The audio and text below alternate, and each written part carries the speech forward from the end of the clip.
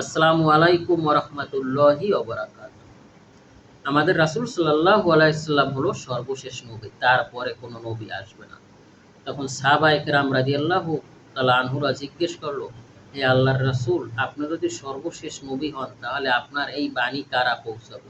তখন আল্লাহর রাসূল সাল্লাল্লাহু আলাইহি ওয়াসাল্লাম বলছে যে, আমি আমার উম্মতেরা আমার দ্বারা আল উলামা ওয়ারাসাতুল আম্বিয়া, যারা ওয়ারিশ থাকবে তারা পৌঁছাবে। আমি হলাম নবী, তারা হবে নায়েবে নবী, তারা হবে নায়েবে রাসূল। তারাই ইসলামের দাওয়াত কিয়ামত পর্যন্ত পৌঁছাই দেবে। এই জন্য নবী আসবে না, কিন্তু ওলি আউলিয়ার কথা কিন্তু বলা আছে কোরআনুল কারীম। সম্মানিত ভিউয়ার্স, সেই কোরআনুল কারীমটা যদি আমরা অর্থ বুঝে নাই পড়ি, তাহলে আমরা কিভাবে এই যে প্রজন্মগুলি আসবে তাদেরকে আমরা কিভাবে হেদায়েতের বাণী পৌঁছাবো?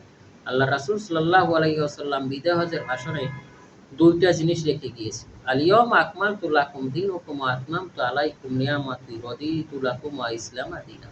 যে আমি তোমাদের ভিতর তোমাদের কাছে ২ টা জিনিস রেখে গেলাম। একটা হলো কুরআনুল কারীম এবং আরেকটা হলো আমার হাদিস। ভিউয়ার্স, তারই ধারাবাহিকতায় পবিত্র কুরআনুল কারীমের বাংলা অর্থ রাসূল সাল্লাল্লাহু আলাইহি ওয়াসাল্লাম বলতেন, বাল্লিগু আন্নী ওয়ালাউ আয়া, মানে তোমার ভিতর যদি কিঞ্চিৎ পরিমাণ জ্ঞানও থাকে ভালো কাজের, সেটা তোমার জানাতে হবে। এটাই তোমার দায়িত্ব। কারণ আমাদেরকে সৃষ্টি করা হয়েছে কি? একমাত্র আল্লাহ তাআলার ইবাদতের জন্য। ওয়া মা খালাকতুল জিন্না ওয়াল ইনসা ইল্লা লিয়াবুদুন। তোমাদের জিন এবং ইনসানকে একমাত্র আল্লাহ তাআলার ইবাদতের জন্য সৃষ্টি করা হয়েছে। আর আল্লাহ তাআলার ইবাদত করতে হলে আমাদেরকে তার যে পবিত্র বাণী, এগুলো আমাদেরকে অর্থ বুঝে করতে হবে। কিন্তু দুঃখের বিষয় হলো বাংলাদেশে লাখ লাখ হাফেজ তারা অর্থ বুঝে না পড়ার কারণে আমরা কোরআনের ফ্লেভারটা পাচ্ছি না। তারা যে পড়তেছে এটা খারাপ না, পড়ুক, কিন্তু অর্থ বুঝে যদি পড়ার চেষ্টা করে তাহলে আরেকটু ভালো হবে। আর আল্লাহ রাসূল সাল্লাল্লাহু আলাইহি ওয়াসাল্লাম বা আল্লাহ তাআলা আমাদের যে এই কুরআনুল কারীমটা দান করছে, এটা বুঝে পড়লেও আল্লাহ সওয়াব দিবেন, না বুঝে পড়লেও সওয়াব দিবেন। না বুঝে পড়লে ১ এ ১০, আর বুঝে পড়লে বিনা হিসাবে নেকি দিয়ে দেবেন। হ্যাঁ ভিউয়ার্স, আমরা সূরা বাকারার ১৩ নম্বর আয়াতে আছি। আজকে আমরা ১৩ নম্বর আয়াতটা অর্থ করব। আমরা শুরু করি। আউযু বিল্লাহি মিনাশ শাইতানির রাজীম। বিসমিল্লাহির রহমানির রহিম। বিতাড়িত শয়তানের প্রতারণা হইতে আল্লাহ তাআলার কাছে সাহায্য চাই। পরম করুণাময় অসীম দয়ালু আল্লাহ তাআলার নামে শুরু করছি।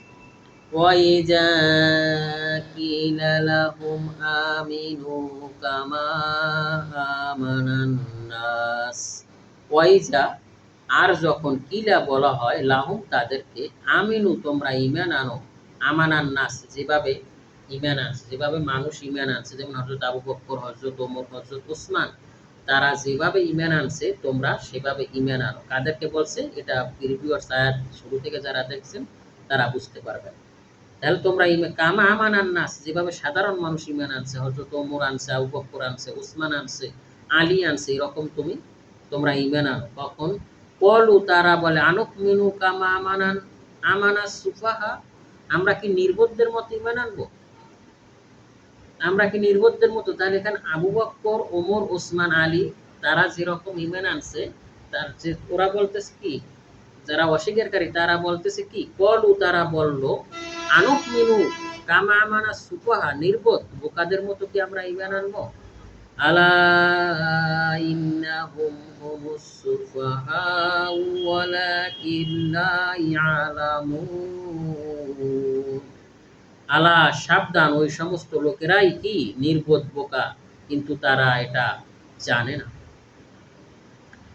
মানু কত চমৎকার একটা কথা। ওয়াইজা, আর যখন কিলা বলা হয় লাহুম তাদেরকে, আমিনু তোমরা ঈমান আনো, কামা আমানান নাস যেরকম সাধারণ মানুষ ঈমান আনছে, হযরত ওমর, ওসমান, আলী রাদিয়াল্লাহু তাআলা যেভাবে ঈমান আনছে, কিন্তু তারা তারপর অহংকার করে বলে কি, ক্বালু আনুমিনু, ক্বালু তারা বলে, আনুমিনু কামা আমানাস সুফাহা, আমরা কি নির্বোধদের মতো ঈমান আনবো? আমরা কি বোকাদের মতো ঈমান আনবো?